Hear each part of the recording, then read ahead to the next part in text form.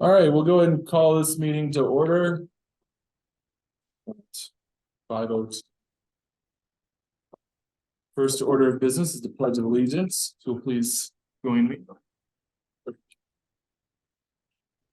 Pledge allegiance to the flag of the United States of America and to the republic for which it stands, one nation, under God, indivisible, with liberty and justice for all. Thank you. All right. Next item on the agenda is public comment. Do we have anyone for public comment this evening? Yes, we have someone joining via Zoom. Alicia. Hi. Hi. Hello. I've been before, but I just wanted to, I guess, reiterate the need for a library on this east side of town near Powers. I know it's something you guys are working on, but just want to make sure that it's, at the forefront because, you know, I homeschool my kids and it's about 20 minutes to get to the nearest library, and it just makes it really hard. I know you guys have the bus that comes by, but that's, you know, not always the best as far as programs and things like that. So Thank you. Yep. We're working to get something in that area. Well, Nope. all right, thank you. All right, next are our reports. So Ms. Jordan. So sorry, I've missed you folks for the 2 months I was not able to join you. So the biggest thing that happened, it was in the report, you know, one of our volunteers was injured and we're working that. Unfortunately, I don't know if anybody, Dale then had a stroke. And, I mean, not related to the injury. And in my own head, I'm like, you know, but Beth has visited him and he seems to be fine in the hospital and everything. He's just very fragile. He's a wonderful individual, but very fragile. So what we have been working on is our strategic retreat is in 2 weeks. And so we're working with a facilitator who will help us work through those things. Then, of course, we have our next big event, Latino Voices, which is going to be the end of September, September 30th at 21C. And believe it or not, we are already planning for the big book sale in October 13th, 14th, and 15th. And so just to start putting those dates in front of everybody. So one of the things that we're going to talk about at our strategic retreat is membership, of getting more folks in. So I'm doing my share because I know Severian. I am handing you folks be a friend. I have that. I know. I have one too, and I was going to wear it, but I'm giving this to everybody. So the friends are constant up front in your. Yes, yes. Sure, it's been a long-standing. Yes. What did you say? And Remember. oh, I am tag on to everybody with the friend. Thank you. Thank you. Thank you, Rita. Thank you. Like the bee. Next, we have the foundation report. Mr. James. Hi, good evening, everyone. Any questions about the report? Great. Are you back like in real life from your vacation or not yet? It's been bumpy. Re-entry has been bumpy. Right. There are worse places to be stranded than Jamaica. But I was stranded in Jamaica for 4 days. The city is on the list of worst place to be stranded in Jamaica. Heather was in In any event. Yes, but it's nice to be home. We did a donor appreciation event at Penrose on August 1st. We had about 100 folks in attendance. And it was just affirms all the reasons why we do these things, right? It was so great to hear the stories from all of the people there about all of the reasons that they love their library and they support their library, and everyone had different reasons. And I think my favorite story from the night was we had a longtime donor who proudly took out of his wallet his Pikes Peak Library District library card from 1972.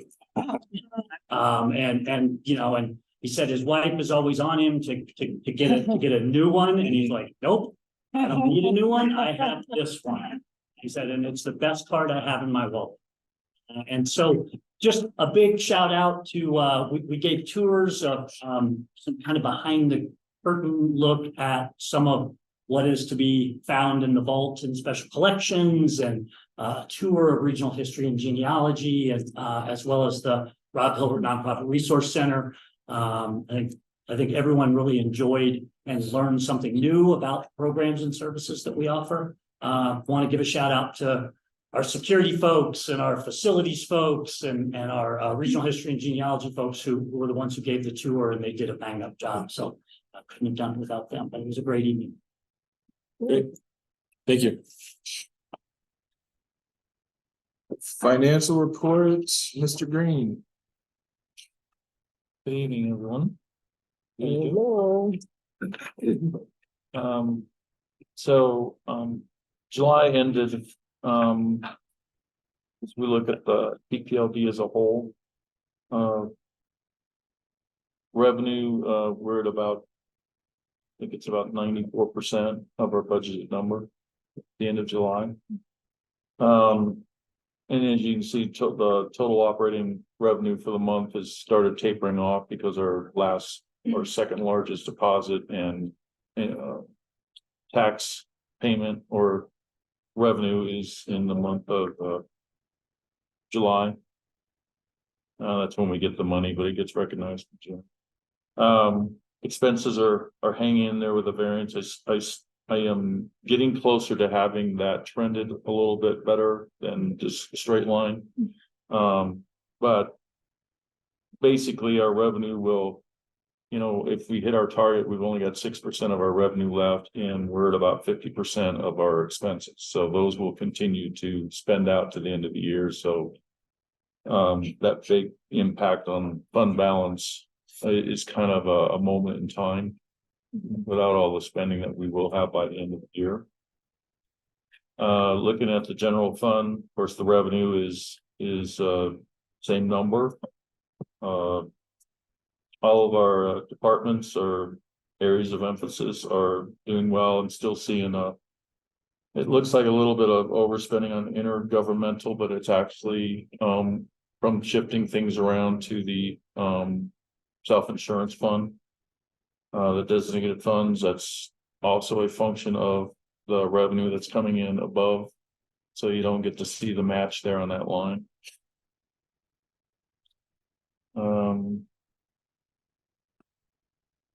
Really the departments, if you go to the next couple of pages for general fund expenditures, everybody at this point is in a positive state. And again, there needs to be some trending put on this to get some of these numbers, probably like 21Cs,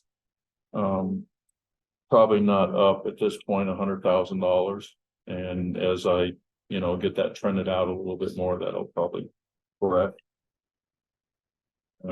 Page 4, it's the same two areas that are showing the same numbers as in the summary schedule. Facilities that definitely don't have $500,000 for our facilities master plan study trended out. We probably actually won't start making payments on that. If we make any payments this year for signing the contract, there'll probably be at 50% at that point. That's generally what we will see. So even if we have a payment in this year, it's probably going to be 50% of that. So we'd end up budgeting in the next year. Capital funds, spending on facilities has picked up some. We of course have gotten most of the work done on the transition. But I think there's still some payments left, progress payments left out there in August that we'll see next month. IT is got a big spend in there for E-rate stuff, which that goes on a very different schedule than the rest of things. So that's one reason why they're not showing as much spend is that budget number would indicate. Our self-insurance fund, page 6.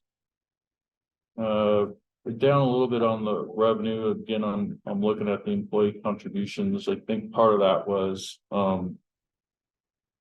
budgeting. I ended up budgeting off a total percentage of last year's expected number, and then didn't hook it up to the individual employee contributions. So I think those got out of sync just a little bit. So I may eventually, before the end of the year, have to put an adjustment through on that to show what's close to what's going to really happen. But obviously we're doing really well. These personnel expenses are actually claims. And so we see those claims come through every month. So we always pick up 3 months of lag at the beginning of the next year. But I would expect anything in this time period of the year through, even the end of the year would probably be October, November expenses, and then got those 3 months rolling over. So I really think that $1,078,000 is a pretty true number to what we're spending right now. So that was good news. And then no more adjustments at this time. I'll probably have some this coming month for some things that I'm seeing so far. Any questions? So Randy, I do have a question. I think I kind of understand the answer on my own, but I just want to make sure that I'm thinking correctly. When we look at the summary reports of the library and when you look at the North Region Administration, Yes. that shows quite a bit of more money than the others. Is that because My guess on that is, and we're seeing this in another area too. The transfers for the people that have probably. okay, that's what I thought, maybe Yeah, employees. there's probably some personnel employee transfers that need to be made. Okay, And Just that's curious another about thing that. I'll sort up. On the budgets, make sure it's the latest revise, because we do have transfers throughout the year. Yeah. We've had a lot less this year than we did last, but they still come up. So I'll make sure that's trued up, and that should help with the look on the variance. okay, thank you. Any other questions? Okay. Scott? You good? You're like zoned in over here. I'm good. Okay. Next is the public services report, Ms. Sales. So before I highlight a couple of things, any questions? There is so much going on. Adult Services announced the All Pikes Peak Reads book, so we're really excited to host Mary Eder, the author of Untold Stories of Women. So we're excited to have that.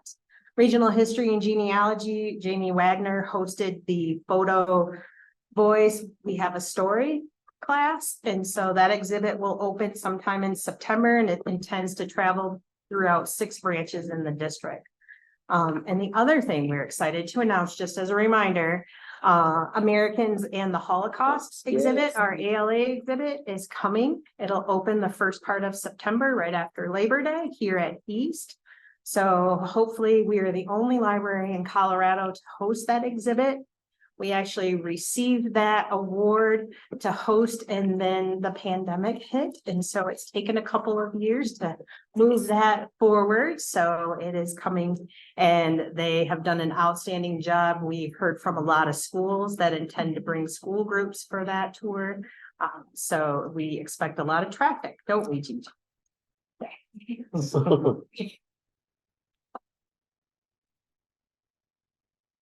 All right, thank you. Any questions? All right. Support services reports. Do you have any questions or comments about those? Hey, Justin, how's it going? Yeah.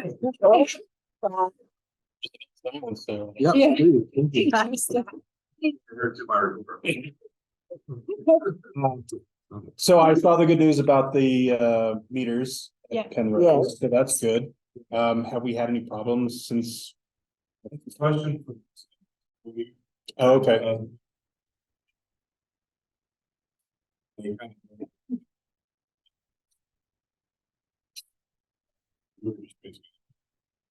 Okay. I haven't heard of any issue. Okay. But the only issue I would think of is, it took so long to get it up that people might not know to use it. So, that's the only one of ours. Yeah, I used it the other day with great.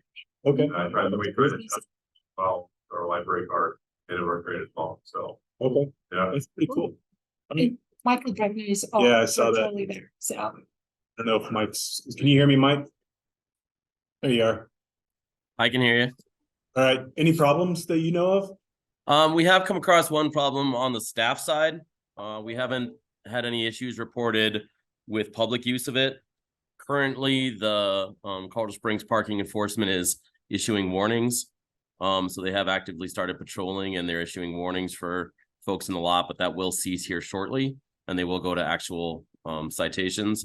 The issue we're having with staff is that the authorization prior to 8 o'clock is not functioning as we had hoped it would. So staff that arrive before 8 o'clock have to go back out either at 8 or after 8 to make sure that they're badging for parking for the day. So we're working with the organization on that, and Gary's in contact with them to try to get that cleared up. But that's a small snafu, and we're hoping that will be cleared up here in the next day or two, and we'll have the system functioning correctly. All right. Thanks, Mike. Absolutely. It's been really exciting to get it launched. A long time coming. All right. Any other questions on the support services reports? Chief Librarian's report. Good evening, everyone. It's nice to see all of you. One of the reports that again, mostly it will be focused on the strategic plan, but also I wanted to inform the board that I had a meeting with the county administrator, Greg Waters. It was very productive. We talked about different issues that we have in the county, how we can work better as two organizations. So of course, we talked about benefits and all of that. So that was very, very helpful. So also the Denver Public Library Director and I, we have quarterly check-ins because our library systems are very similar when it comes to size. So, and it's encouraging in some ways to hear that they're facing some of the same challenges. And also working and just having some ideas how we can assist each other. So that's always helpful. And of course, as you've seen, there was a report, and I appreciate your understanding that it took us longer to provide this report when it comes to a strategic plan. But I want to take an opportunity and thank a lot of individuals who were involved in this, because I am the one who presenting this, but it's a lot of people who worked on that to make sure that we completed those objectives. And from public services side, I want to thank Tammy Sales, Abby Simpson, and Janina Goodwin. They were three who organized the group and put together their template and how to report it back. And of course, all support services and Jeremiah Walter, who beautified that, and also who helped us to stay on track, because we want to tell you everything, and it can be quite overwhelming. So we had a meeting and we tried to stay focused. And as always, he was very gracious, just asking right questions. So are you sure that is necessary? And that's what was presented to you in this packet. And as you've also noticed that a lot of service areas work together. And particularly, I want to pay your attention to the fact that when Gary, Shirley Martinez and Gary Seiling, they work together also when it comes to Title II ADA, and which is now in compliance. So thank you both. That's an effort of of everyone in the library district, that to make sure that we're completing those objectives that you assigned to us in particular. So do you have any questions? It's a great report. Yeah. No, it's great. I really liked it because that was, when you think about a strategic plan and we saw how big that was getting, and it seemed monumentous for some of us, but when you break it down in little parts, you can really see who's doing what and how things are overlapping and departments are working together. I thought it was a well-written report. I thank you for that, because I was wondering about it. Yes, I know you were, because first when we had a meeting and I'm like, oh, Dora, I'm so happy to see this. It's fine. Because I know you were like, okay, but you've been very patient, so thank you. Well, and I think I've asked that question, well, where does this fall into our strategic plan? Right. Yeah, Because we want to make sure that we're following it. I mean, we put in all that work it was such a great team effort with this, people in the community as well as board and staff. And we want to make sure that we're doing it because it was good work. Yes, thank you. Yes. This is a quarterly report. Yes, and and what I also forgot to mention that I also had a meeting with city council members, and those meetings also were very positive, and we talked about different maybe ways how Penrose Library particularly can be highlighted. So I think that's very encouraging. So, and also wanted to thank council member Nancy Hendrum today for being here and also assisting me further to have some meetings set up and to be at the table when we have conversations regarding homelessness. So thank you very much. Yes, thank you for being here. Next up are board reports, governance committee. Mr. Taylor. All right, so we did meet, talked about many of things. We talked about Mina's recognition. I saw the thank you. Now that I have that, I'll reach out to her and start working out dates and times, stuff like that. We'll probably want to meet at Penrose, Okay. as it's probably closer to where she works, but I'll work out details and let all of you know.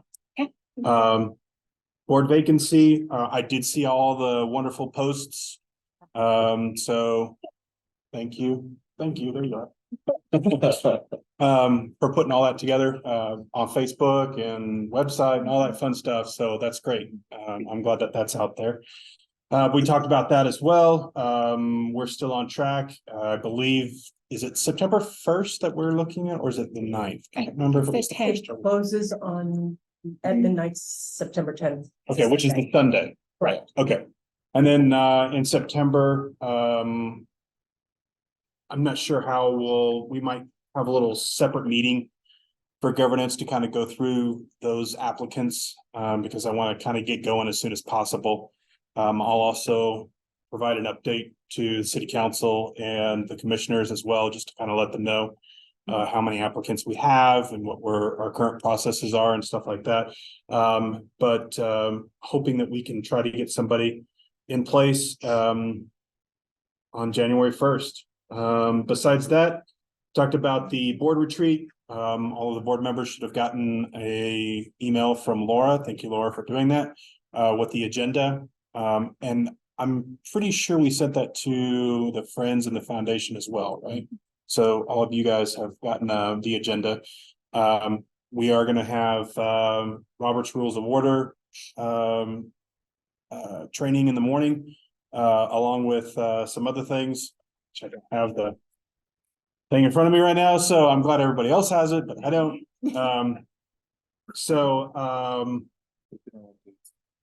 Yeah, and then like lunch and then policy and then Ballot. yeah, what we're planning on doing for that. So that'll be again on Friday, September 8th. We are going to start as soon as possible at 9. So if you could all be there and let your boards know as well, that we'll be starting at 9.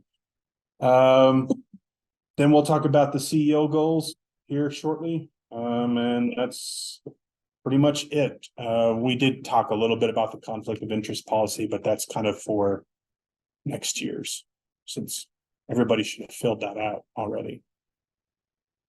All right, that's it. Thank you. Any questions? All right. Internal Affairs Committee report. Ms. Benz? Oh, Oh, Hi, she was- everybody. I was just gonna say, I'm here, but as you know, I was on vacation for that meeting, so I'm gonna pass it over to, I'm not sure who, either Dora or Aaron. Dora. yeah, Thank you. At that meeting, we had Forbes, is that how you pronounce that? Go over our audit. And he explained several things to us from the audit. I guess we'll talk about it shortly.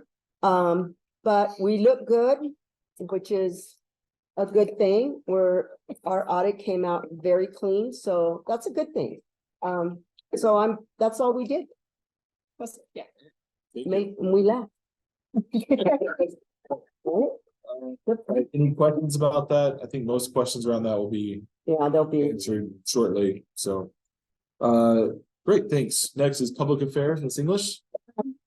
We met, and we have Denise there who I really appreciate giving her, reflections and her just helping us think through if we do a ballot issue, what are the kinds of things we need to think about around messaging, that maybe came up after our last time's discussion of ballot issues and how we might head some of that off in advance if we decide to do something. So it was a really, I think, productive for us discussion about things that might come up and how we're going to develop a timeline and that kind of thing. But we decided that most of that would come after the retreat. We kind of look at what we plan to do, and it's going to cost a lot of money. So I just want to throw that out. That caused a lot of money. Okay.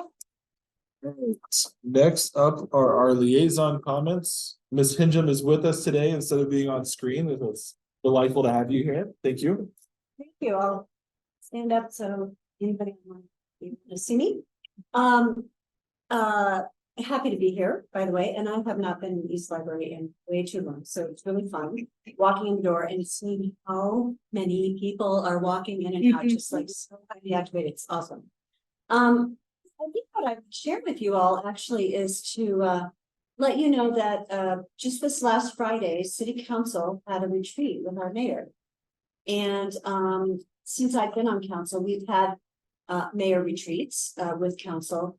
And this one was very different in a really wonderful way, in that we sat City Council, all but Yolanda, who was home sick with COVID, unfortunately, with the mayor and with basically his executive team, and had a conversation about one, trust among the council and the mayor, which was really a great conversation to start off with the mayor. And we talked about two key priorities. There are many priorities, but where City Council and the mayor's office really need to collaborate and hopefully be on the same page.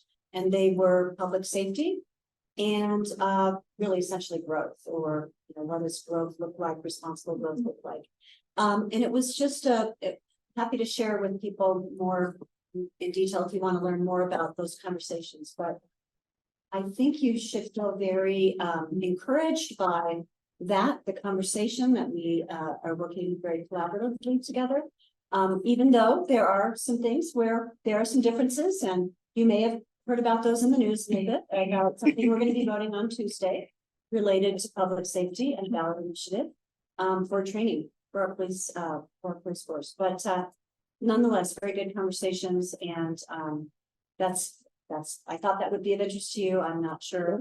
Definitely taking note of parking, and you need any help connection with Parking Enterprise. Happy to help make those connections if that's useful. They are not the most popular folks in the city. But yeah, unless you have any questions for me, that's really all. It was the top. Live. Our library did this, so I'm really excited to hear that's a priority there, and looking forward to ways that can jump into those conversations, how we might be able to collaborate. Absolutely. Great. Thank you. All right, then we have Commissioner Gonzalez online. Commissioner, is there anything you'd like to say? Thanks. Don't really have anything. I'm looking forward to the, I think Latina Voices next month is what I heard. Gone to that, I believe the last 3 years, always a great event, and all the things you guys put on are always very valuable. And I do appreciate also the ladies' public comments today. Thank you. Great, thank you. I do have to say, I'll have to pat myself on the back, not really, but Mia Ramirez is going to be our keynote speaker, and that was my student. Wow. Oh, wow. She is an awesome, and she was an awesome student, but it's going to be exciting to listen to her story. You should sit in the front row. Who, me? Yes, you should. She's in the. Oh, in the front row? Oh, no.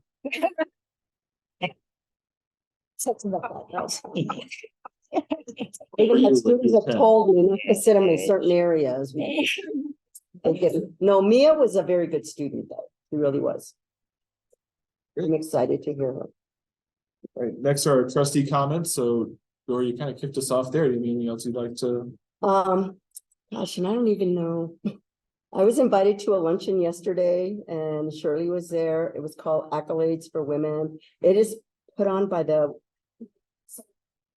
Okay, it's just a bunch of, and I'm not involved in business, so I don't really know. But it was awesome. It was a sold out event. And I remember Dr. Stoll asking for business cards, and we always say we really don't need them. I think we do. I've been at several events just in the past month, and wore my badge, and they right away said, what does the library do for us?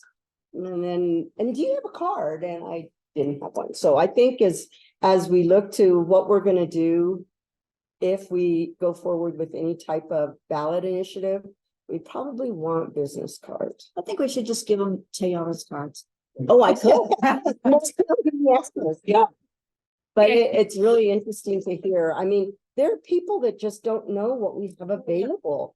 A woman I talked to yesterday, she asked me, what can the library do for us? And I started telling her, you have all that? I mean, they don't know about the makerspace. They don't know about any of the sound system stuff that we have. I mean, it was unbelievable. I said, there's a complete green room. You can go make a commercial if you want. You can? I go, yes. The library is full of great things to do. I just had that conversation myself Yeah. on Sunday. I was talking to someone who's like, I've never been down to the MAC, and I was really looking forward to it. I was like, well, you live like up off like Stetson Hills. I was like, 21C has a ton of great makerspace options that saves you from having to drive. I mean, if you want to drive to Manitou, by all means, but you don't. There's other options within the district that give you plenty. Talk about the green room in the studio and stuff. It's just unbelievable. It's great. I was able to attend the donor appreciation event, and the foundation and staff did an incredibly wonderful job putting that event on and getting the behind the scenes tour of special collections was great, and they all did a wonderful job. I did sit with a table full of people who, while they were very plugged into PPLD, every one of them said, I've never been in Penrose before. And so I talked all about how we have all of this great stuff. And they said, oh, walking through here, I've heard all these horrible things, and it wasn't like that. And yeah, so yeah, it's not. But anyway, it was a great event, and people were very excited, and good, and it was fun. Good job. I don't have anything. Ms. Benz, any comments? Sorry, guys. I apologize. I'm not there with you today. I am so sick, and I didn't want to bring it to any of you. Thank you. You're very welcome. I'm already spreading it around the house. So I don't have any major comments this month. Just sorry to have missed you all. Sorry you're not feeling well. Mhm. I did want to, so Julie did text me back and said that she had tow truck and ride all set up, so she's not stranded, and that's a great thing. Dr. Stoll's ill, so we wish him the best as well. I'm looking forward to, I'm gonna be hanging out with Gary and his crew on Friday morning doing my dump to trustees, so looking forward to that, Gary, and yeah, more to report next time. Stay tuned. All right, those are all of our comments and reports. Next is item 5, business items, consent agenda. Just have the minutes, the consent agenda on there. This is decision 23-8-1 2022 annual comprehensive financial report. Mr. Green. Hi, everybody. So, And may I also take an opportunity and congratulate Randy and his team on receiving a GFOA award. Like it was a lot of stuff. That's my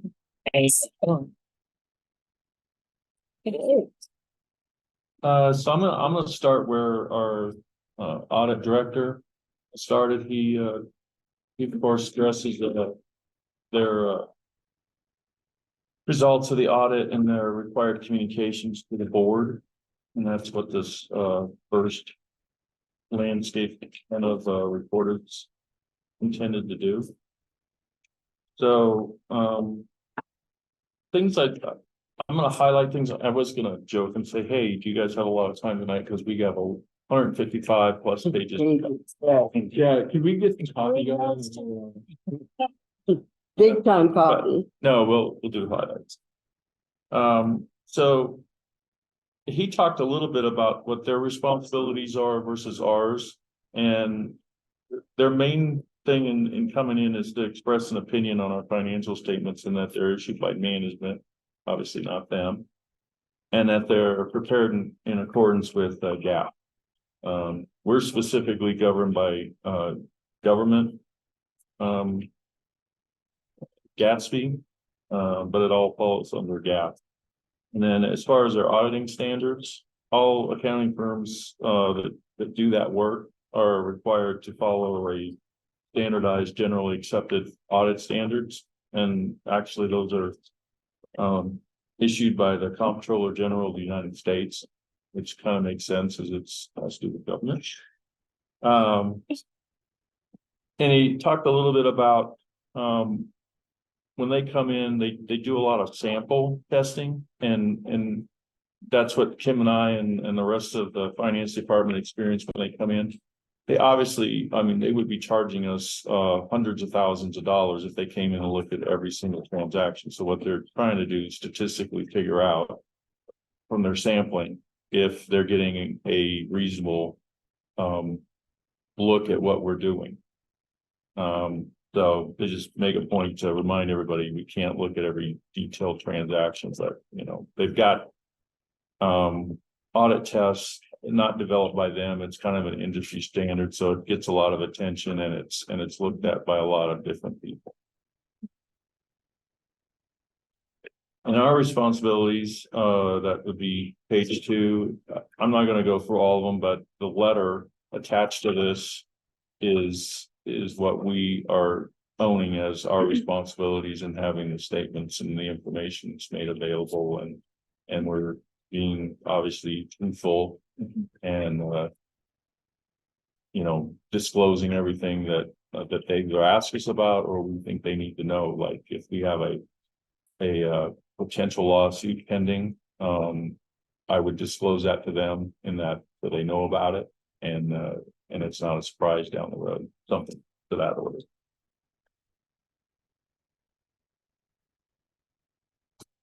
Page 5, they talk about different things that they are looking at.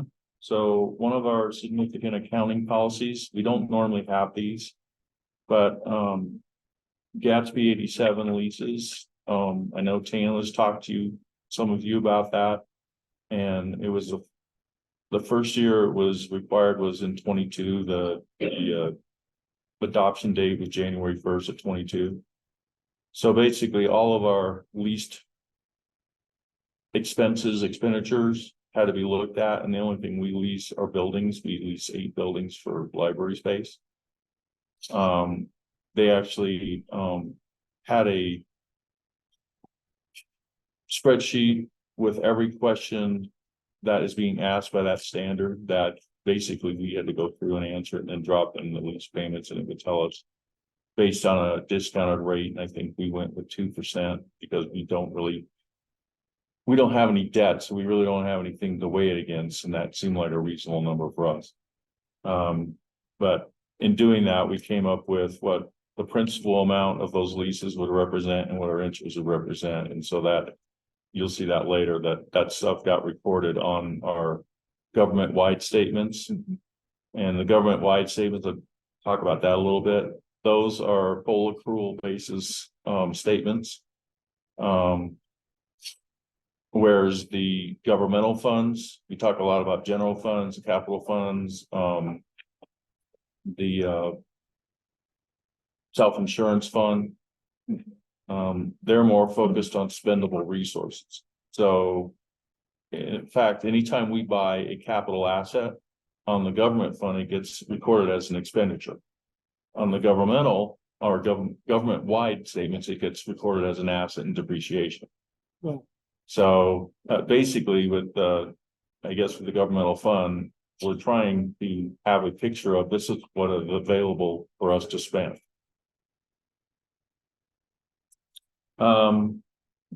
They didn't have any unusual policies, methods to report, alternative accounting methods, nothing to report. We actually had, speaking of nothing to report, we had no audit adjustment on that. We did have 2 uncorrected misstatements, and I know the IA, the individuals were at that kind of got an explanation of what that was all about. The last year, if you remember, we had about a $600,000 misstatement on our library material, and it was for a keying error. And by the time we found it, it was too late in the process. And that compared to $22 million in total cost is immaterial. So that's why I made the decision not to report that one. And then, of course, it's going to reverse this year. So one of the adjustments that went for $600,000 is actually reversing last year. So it's a timing thing. And the other one was, obviously, we all know this roof on this building got replaced. And there was a roof there before it got blown off. So when I was looking at that, I was actually just looking at it from a net book value, which the roof had been fully depreciated. So my thought was we would have no financial impact, so I didn't have to worry about it. And Steve pointed out, well, except you have 2 roofs in your cost of your, you have 2 roofs in your depreciation, but if you look at the cost, it looks like you got 2 roofs in there. So that was about $800,000 that they peeled off from our cost. But because they have to take the matching depreciation off, it's also a net impact of 0. But because they have to report it, that's why it ended up on.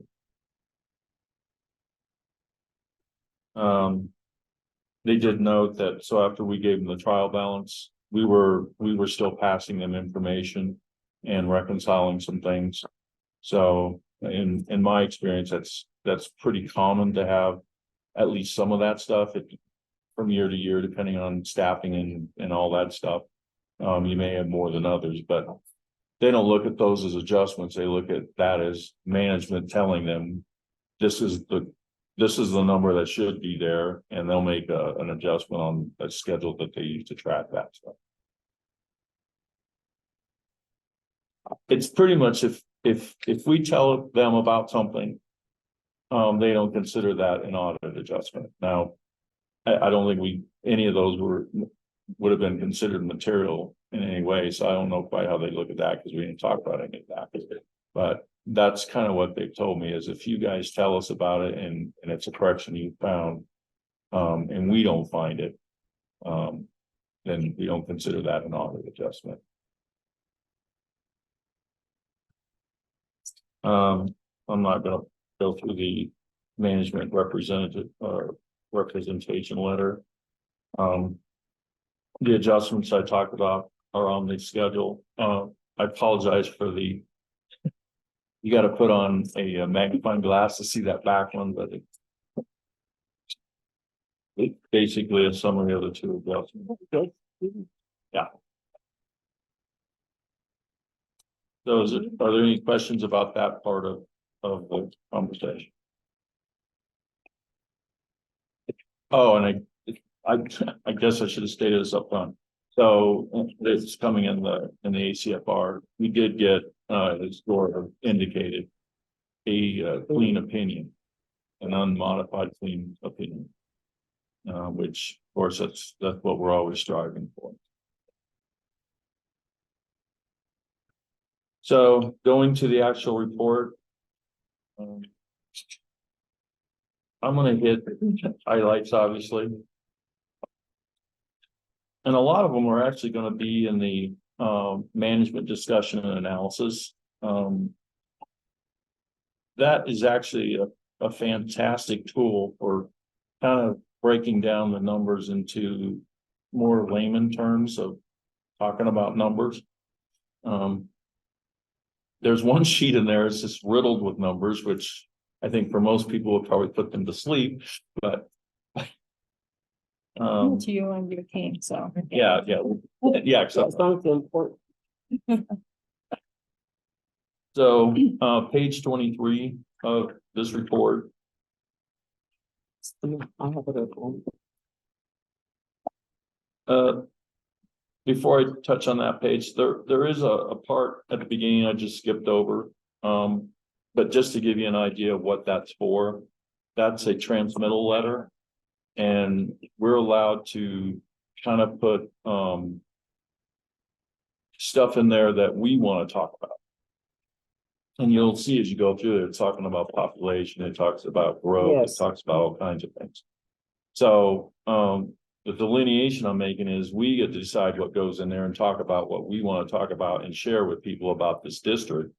But from all the way to the end of it, it's pretty much required format. Our MD&A has, and this is for GFOA and the way they have said, if you're going to do this report, this is what you need to do to be successful. So that's why when you get to the MD&A, it is actually, it's more readable maybe than just a page full of numbers, but it does have a structure to it. And many of those schedules, if not all of them, tie to a actual financial statement further back in the report. So on page 23, I just wanted to point out that's where you'll see the auditors in the second paragraph are saying that we got an unmodified clean opinion, and saying that our statements were fairly presented fairly. They do make mention there that we have a component unit, and that of course would be the foundation. And so they do get reported up under our government-wide statements every year. We do a separate audit for them also, and that gets presented to the foundation audit committee, but because they're a 100% component unit of the district, I have to report them in with our whole government. Page 35. That is our, page 33, sorry. The number that I want to point out there is, so this is our government-wide change in net position. So that's the other thing, when you're talking about government-wide, you're always talking about net position, and that same relatively kind of same-ish number over on the governmental funds is fund balance. And you're interested in, you can dig into the reconciliation between the government-wide statements and the government funds, but there is a reconciliation necessary, because obviously at the beginning I said one's accounted for differently than the other, and you have to reconcile it. But we had a change in our net position of 2,080,000, which was a great number. That, you know, we went from a 21.7 number to 23.8.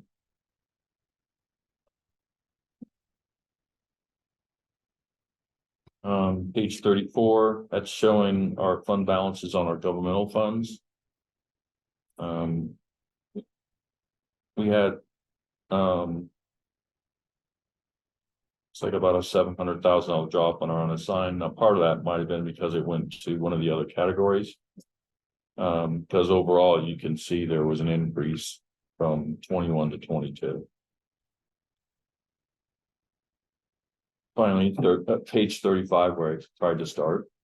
I wanted to point out there that on the general fund, our fund balance came down by $54,000. So that's, I would have liked to have been on the other side of the 54,000, but that's kind of close to break even.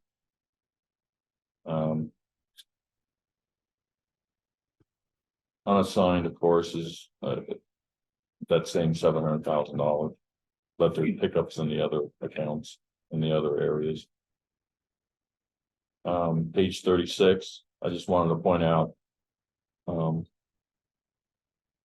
we had a very large transfer of dollars out of the general fund to capital, and of course Gary wasn't able to spend all that, and at the beginning of this year, that's when I did the resolution to move what wasn't spent over.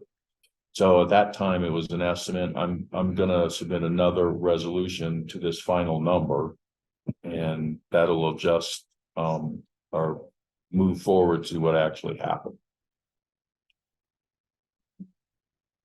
Page 37, 38, and 39 have graphs of our activity. So you know, pictures worth 1,000 words. So you can see on the page 37 that our taxes, I mean, we know this, so that the majority of our taxes or our revenue comes from taxes. So between local property taxes and our specific ownership, it's 96%. Page 38, public services, of course, is the lion's share of the spending, and that makes sense, obviously. You like that? Sure. The rest of them, except other administration, is at 14, but the rest of them are all, you know, pretty consistent with the kind of numbers we see every year. Page 39, another one that's this is pretty standard number for us. We're usually in the low 60%. So last year was 63%. I also noted on here that our library materials came in at 15%, which is kind of a peg number that we try to hit. 40.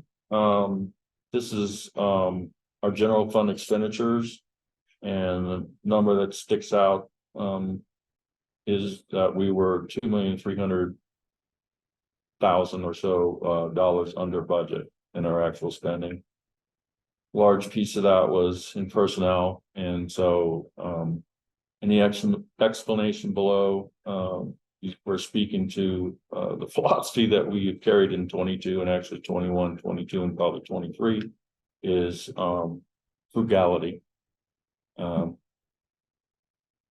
So we see that in practice there. Utilities, I wasn't surprised to see that one was over, just because of what's the increases we've all seen in home, and everybody's seeing the same thing. So I wasn't surprised to see that.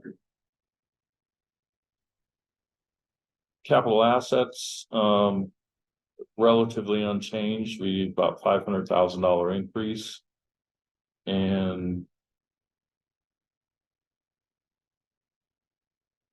yeah, that's mostly because we're not building anything. We're not doing any major leasehold improvements. movement on that is probably generally gonna be mostly due to our collection.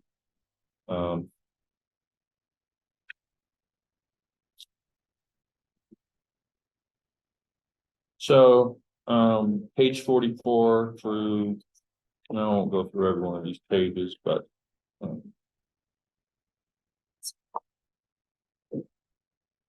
page 44 through 52 are actual financial statements. And like there was a statement of net position, so this is government wide, this has got everything, it's got our pension in there and pension expenses. Now, this is a number that comes over to me through audit work that the retirement plan has done. So you can see our deferred outflows of resources and deferred inflows, and it's all except for the property tax that we budget that goes in there. But the rest of it's all pension related.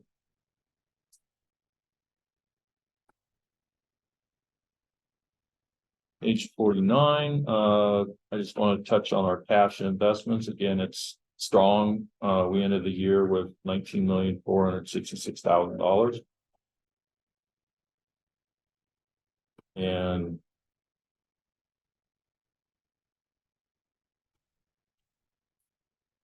assets of 58.9 million.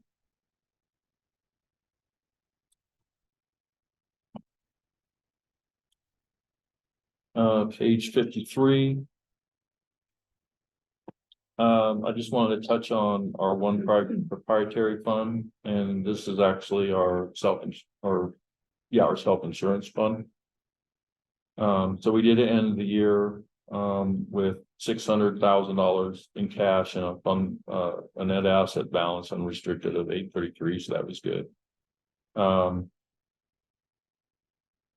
I'll show you here in a minute how that one reason that was as high as it was, on at least the cash. The claims payable, most of that should be our lag period liability that hangs over into March. Page 55 is our statement of cash flow, and I just want we saw this climbing last year, and I really didn't know where it was going to land, and I think more than anything, I got lucky in guessing it was going to be 400,000 more. We ended up having a net cash on what we spent versus what we contributed of $24,000. So,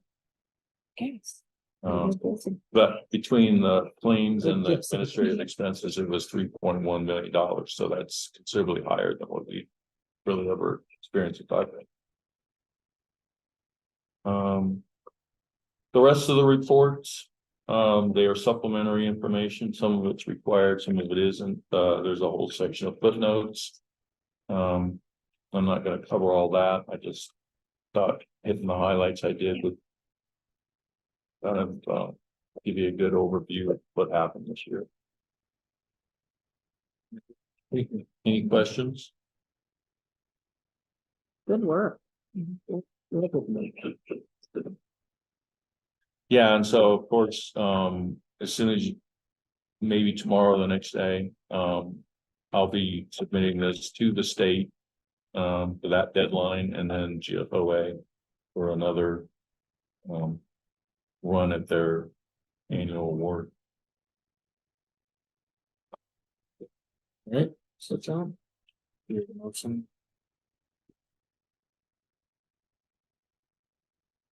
The motion that we accept the 2022 annual comprehensive financial report as presented.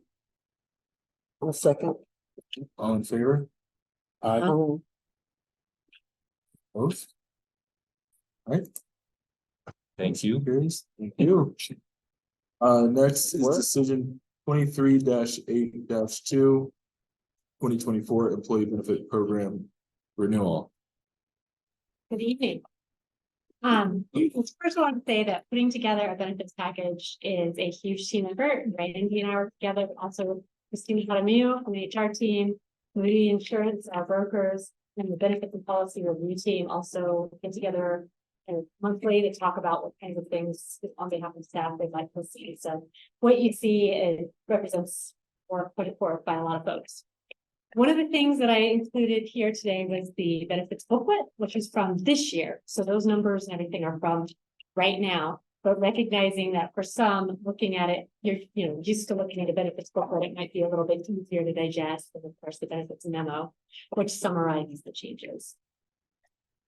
So our recommendation from Moody Insurance this year, we got a bid from Cigna for a 6.9% increase to healthcare expenses, which was really great compared to trends that the other libraries are saying they're seeing, that government organizations, and certainly trend across the nation. So it's important to know, though, that when we say like a 6.9%, they look at the total. So when you look at your benefits memo on like page 217, they're looking at the total cost, right, of what that looks like. And importantly, when we talk about how much the library spends, we usually aim for roughly like an 87% put in by the library and a 13% put in by staff. But that isn't just the premiums, right? That also includes the claims, since we are a self-funded plan, up to what the stop loss, at which point Cigna takes over, right?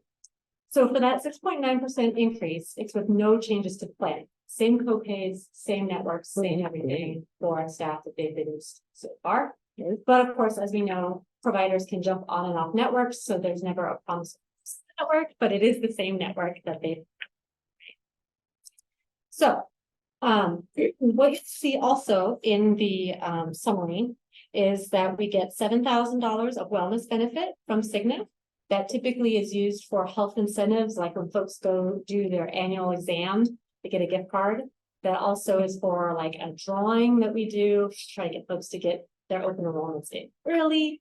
We've done some things like subscriptions to the Calm app for staff, things like that, but it is a reimbursed expense by Cigna for wellness types of activities. So we're really grateful for that piece of this. So in digging into the numbers, and of course, Cigna cares about the total cost of those premiums, right? In digging in there, Randy recognized that historically the single coverage for just one individual on the plan, well, that had, gone up each year. It hadn't gone up with the same proportion that employees with children, employees with family, or, or employees with spouse, that those went up. So it wasn't really an equitable distribution. So as we were looking at, well, okay, how can we fix that? The thought was, well, if we fix it in 1 year, the employee-only participants would see quite a hefty increase. So the library is looking to offset the employee-only a little bit extra while we get that adjusted to the proportionality that matches kind of the employee share and the PPLD share that the other plans are seeing. So therein you can see that there is, well, it's a 6.9% increase overall. There will be plans where they see savings, and there will be plans where there's increased costs for the same coverage. Does that make sense? Okay. And again, the reason for that is to try to make it a good equitable proportion, regardless of what plan you participate in. Questions on the memo? I know benefits can be very jargon heavy. Well, that was great of you, for you guys to dig into that for a single employee, someone that's single. Yeah, the credit goes to Randy. Randy is great about seeing things and going, oh, it looks a little different. Let's dig in and figure out why that is. So It's a good job. I think if I was an employee and I was single, I'd be giving you guys a lot of action. well, and that one may go, that one will go up, right? But Yes, it would stabilize eventually. So is the goal to have it stabilize, normalize next year? Yes, so basically we brought it halfway. The idea that it would come to the half. The wild part, of course, in that is we don't know what our renewal will look like next year, right? So, and if we keep getting good renewals again, and I cannot express how good like a 7% renewal is in medical world, because I realize it doesn't feel like that's great when you say, oh, the costs are going up 7%. Yeah. So it's better than last year, right? So that's really good, but healthcare inflation is just insane compared to other inflation, right? So that's kind of. So yes, the goal is to do it over a couple of years, assuming that renewals are stabilized and things like that. Obviously, if they'd come back and said 22%, we would have gone to market to see what we could, do. Yeah. The challenge when you go to market and change plans is you don't get the early renewal incentive. And then there's usually disruption to the networks. So then folks saying, well, that doctor that I really enjoyed on this plan is not on this plan. Like, right, there's a learning curve whenever we change. And that's not to say that it's never worth it to do that. There are certainly times where it is. But we thought that Moody working with Cigna brought us a really great offer with the 6.9. Any other questions? Thanks for all your work. Yes. Yeah, Wow. Randy did a lot of work. Yeah. Thanks. That's Randy. Randy lives in number. Love it. Okay. Not for Heather. Oh. Thank you. Right. So do we have a motion to approve? So that's my question. Okay.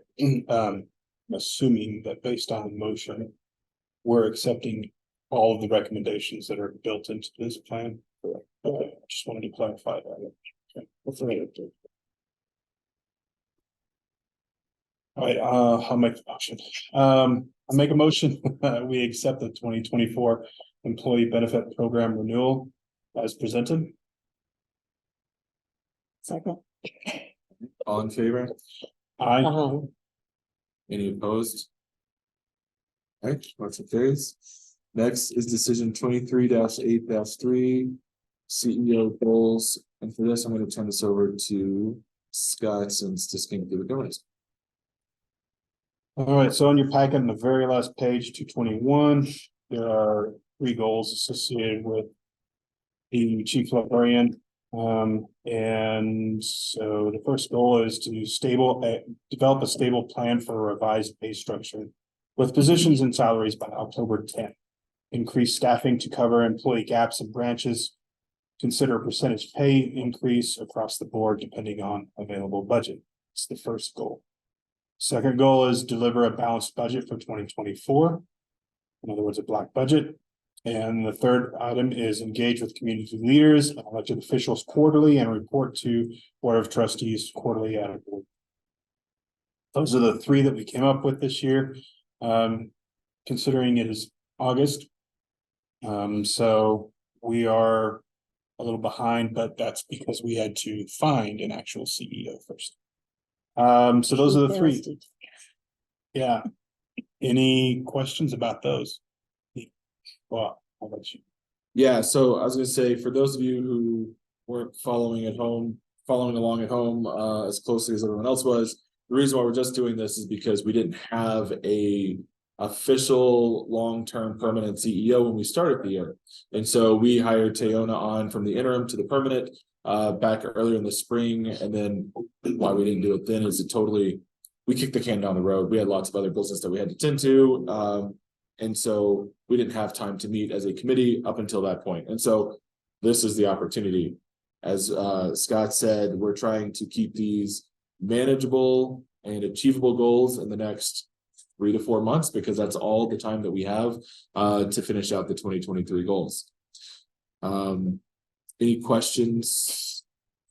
Are you comfortable with the timeframe? Which one? Well, There we go. it looks ambitious to me. Yeah.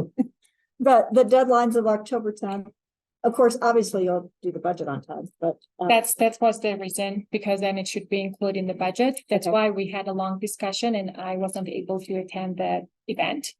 At this point, that since it happened, it was this month, right? I started conversations already with Heather, Randy, and Tammy to start looking at that. And also we're looking into different areas. That's why also I've been having meetings with other administrators or CEOs and looking what they're planning to do going forward. So gathering that information as well. Okay. So yes, even though those goals have not been voted on by the board, I started looking into it because I did actually say that I wish you had given me this call sometime in May, or April. I did. But yeah,